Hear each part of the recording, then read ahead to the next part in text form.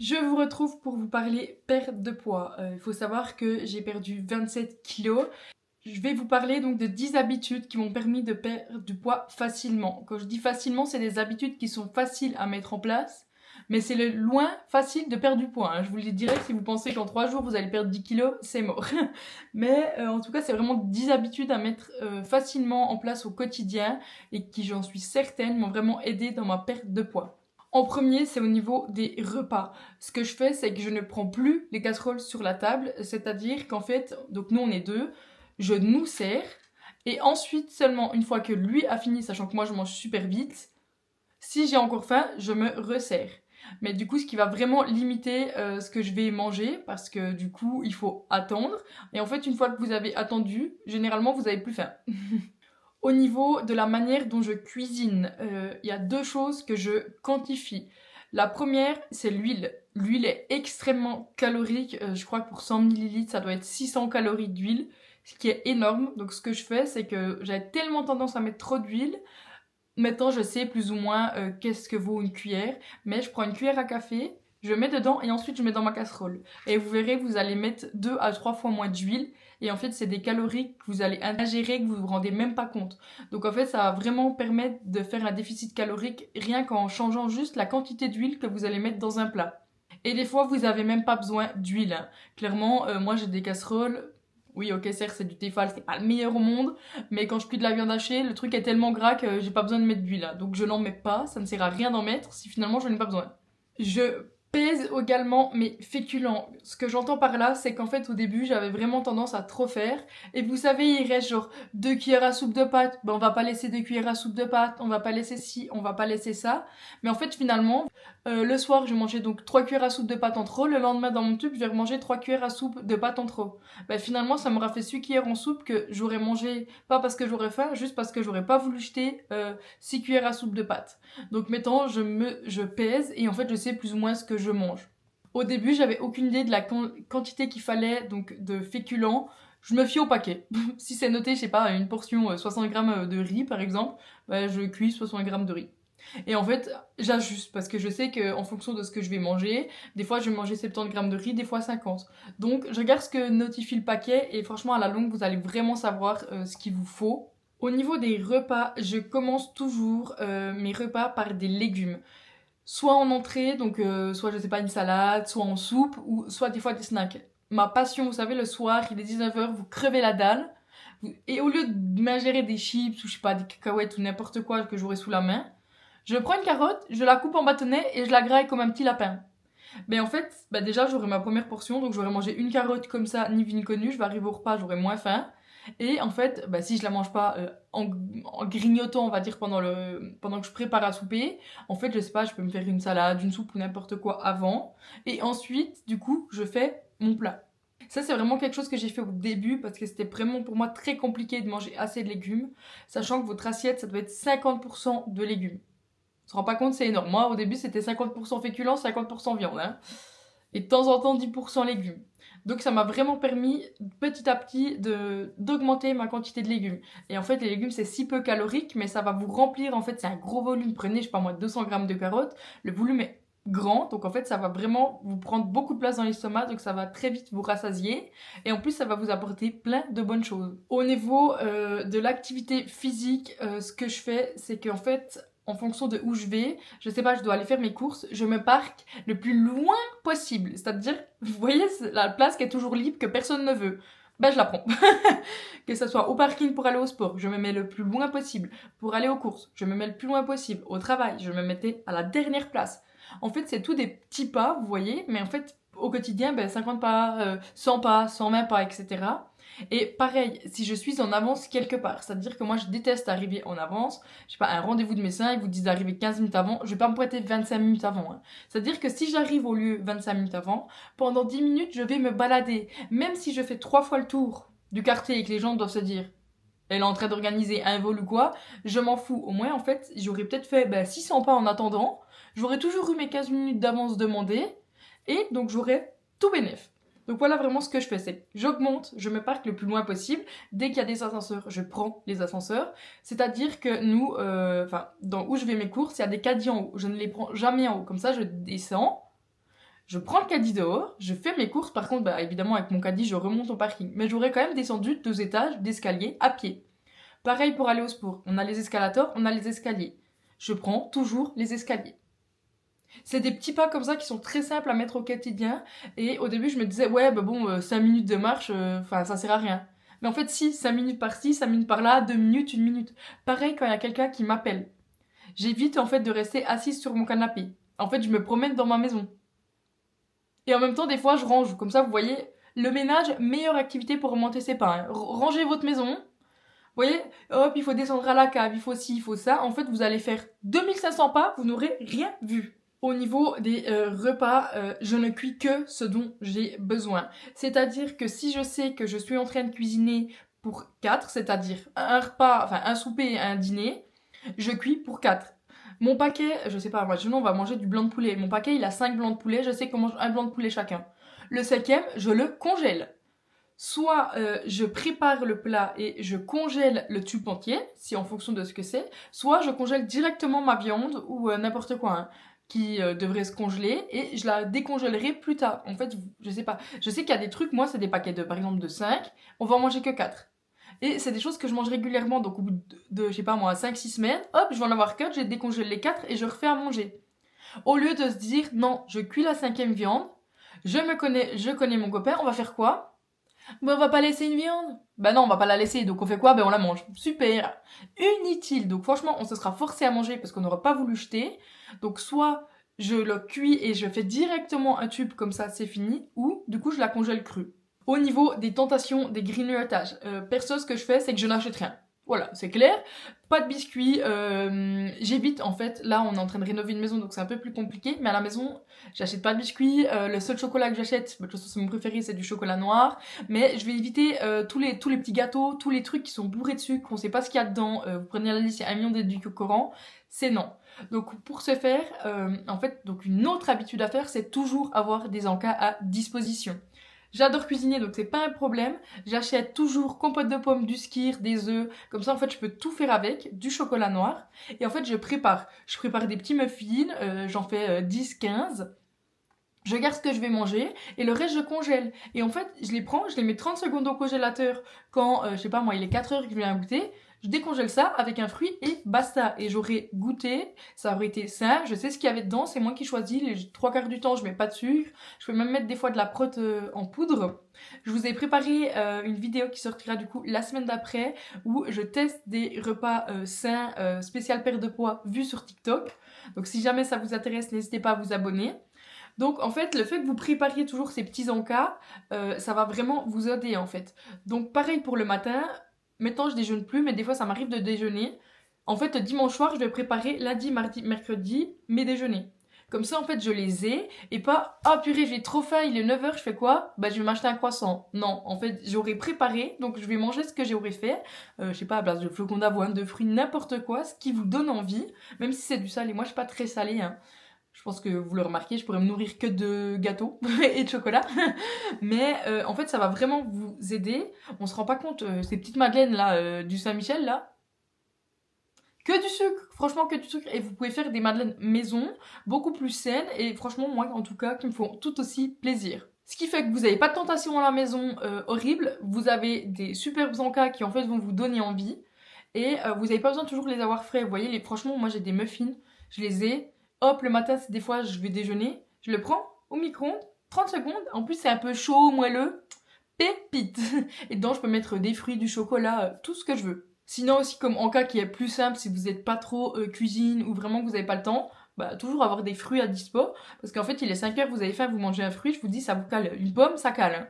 Ou de temps en temps, j'ai aussi des yaourts. Soit du skyr, mais maintenant, j'ai de plus en plus de mal avec du skyr nature. Donc des fois, j'achète juste des yaourts. Voilà. Je regarde un peu ce qu'il y a dedans, mais je m'en fous en fait. Voilà, des fois, il faut aussi savoir se faire plaisir. Moi, mes petits yaourts de soja chocolat, je les aime bien, donc de temps en temps, j'en ai à la maison et je les adore. Je les déglingue, c'est-à-dire que j'en mange un, mais ça me fait toujours plaisir. Et c'est pas ce qu'il y a le plus sain, évidemment, c'est moins sain qu'un gâteau que je vais faire sans sucre, mais ça me fait plaisir. Et en fait, j'aurai un petit peu, genre mon craquage, on va dire, mais qui reste quand même sain, équilibré, même si c'est un peu trop sucré. Il y a 2 trucs bien-être qui sont hyper importants, c'est ne pas négliger le sommeil.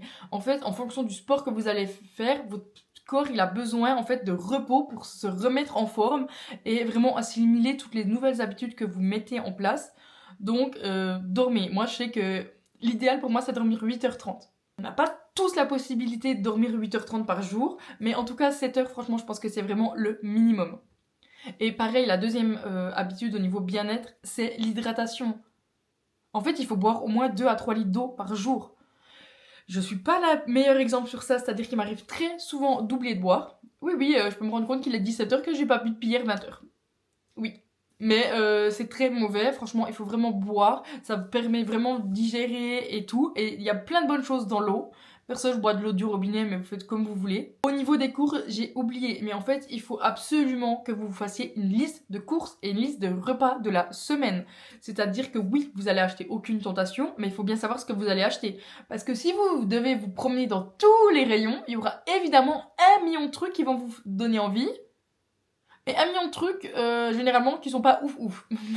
Donc oui, prenez un repas qui vous fait plaisir. Moi, clairement, les gars, je me fais des pizzas, je me fais des burgers, je fais plein de trucs sains, je fais des wraps, et je me porte très bien. Ça m'a pas empêché de perdre plus de 25 kilos. Hein.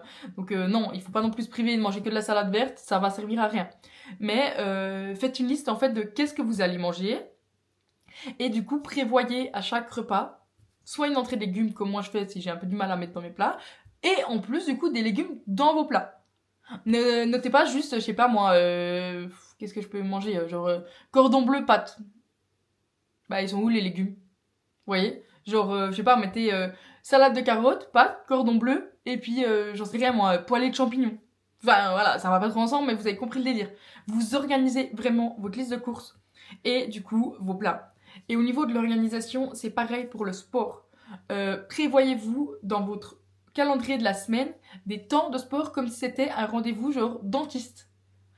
15 minutes de sport, c'est toujours mieux que rien. Même oui, j'ai pas trop le temps et tout, vous vous mettez devant votre télé, vous tapez ce que vous voulez, ce que vous aimez, du yoga, du hit, de la danse. Ouais, j'ai pas le temps. Non, en fait, on peut tous se caler quelquefois 15 minutes par-ci, 15 minutes par-là. Et vous essayez de faire ça au moins 3 fois par semaine. 15 minutes, c'est vraiment le minimum, je pense, parce que le temps de se mettre en place, de s'échauffer et tout. Mais vous pouvez faire des séances de 30 minutes. Moi, je sais que je vais au sport, je vais en salle de fitness, mais ça m'arrive très souvent de faire des trucs à la maison. J'aime beaucoup la danse. J'aime beaucoup les chorégraphies de danse et tout que vous trouvez sur YouTube. J'aime beaucoup Justine Galis, tous ses hits, j'adore. De temps en temps, je fais juste des séances d'abdos, genre 15 minutes abdos. Je tape sur YouTube et je prends, je fais et voilà. Et c'est toujours mieux que rien.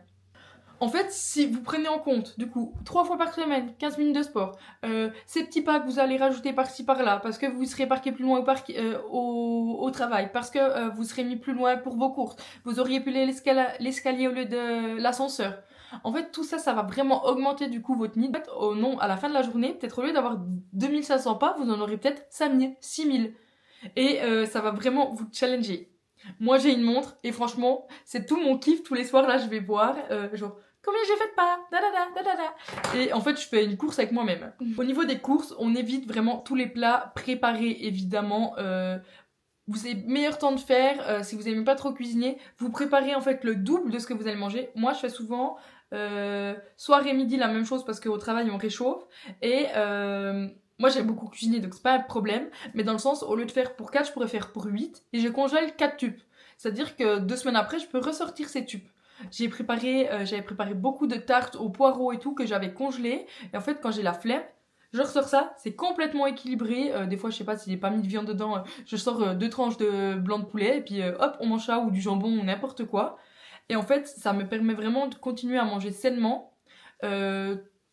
Tout en gagnant un max de temps. Le dimanche soir, pareil. Vraiment, organisez-vous. Franchement, la perte de poids, c'est une organisation. C'est-à-dire que je fais ma liste des courses. Le samedi, je vais aux courses. Le dimanche, je cuisine. Lundi, mardi, mercredi.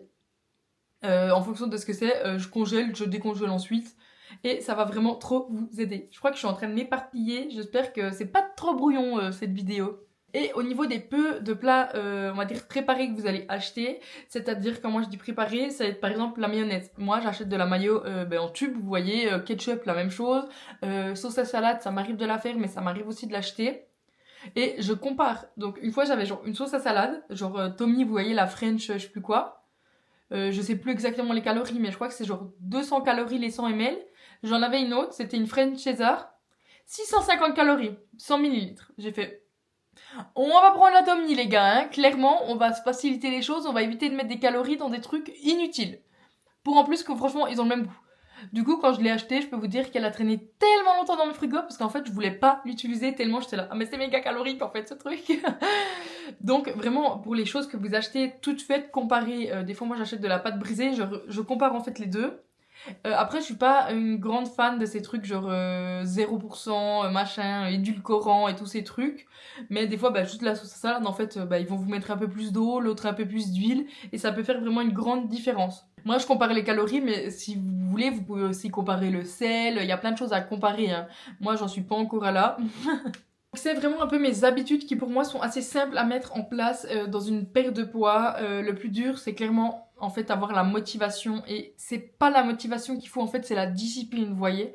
Parce que si je m'écoute et que je vais au sport seulement quand je suis motivée ou que je mange sain seulement quand j'ai envie, doutez-vous bien du nombre de fois que j'irai par semaine, hein. Je me suis fait avoir, des fois je suis là, non j'y vais pas, j'y vais pas. Finalement pendant un mois j'y suis pas allée. Juste parce que j'avais la flemme, vous voyez. Mais en fait, une fois que vous prenez l'habitude, vous faites votre liste des cours, vous planifiez 3 fois par semaine dans votre calendrier en mode, ben en fait là je peux pas, j'ai ça.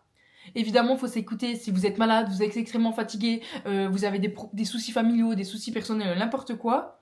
Évidemment, n'allez pas faire 20 minutes de sport alors que il y a votre enfant qui est à l'hôpital. Non, ok, on s'entend. Mais si c'est juste la flemme et que vous allez faire 20 minutes de TikTok, ben en fait vous pouvez clairement faire 20 minutes de YouTube et de faire une petite vidéo, hein. J'entends beaucoup de dire que oui, le sport ça coûte cher. Le sport à la maison, franchement les gars, c'est gratuit. Il vous faut, si vous êtes une fille, une brassière quand même, je conseille. Mais Décathlon en fait, c'est pas si cher. Soit vous faites en chaussettes, moi je fais principalement à la maison en pieds nus, parce que chaussettes j'aime pas, je glisse. J'ai un vieux tapis nul de chez Action mais qui fait largement l'affaire. Et c'est tout ce qu'il me faut. Voilà.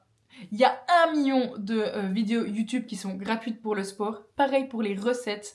Donc franchement, si vous n'avez pas d'inspiration, n'hésitez pas à utiliser les réseaux.